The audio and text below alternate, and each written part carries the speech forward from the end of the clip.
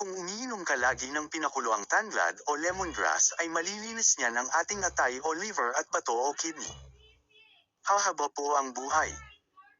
Lihi ka ng iihi at bababa ang blood acid, quercetin, at iba pa na nakakatulong bawasan ang cholesterol, blood pressure, blood sugar, creatinine, uric acid, at iba pa.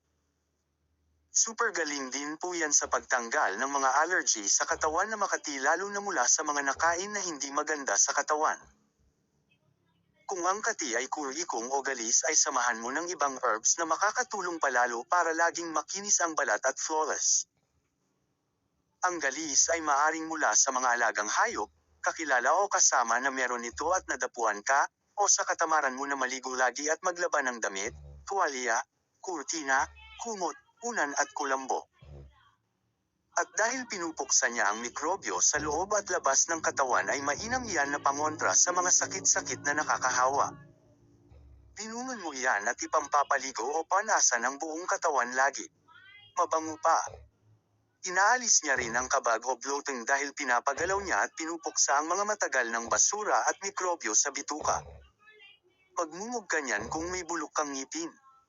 Hindi kagaya ng bawang na mabaho ang hininga. Magiging mabango ang hininga sa tanglad at walang mikrobyo ang bibig.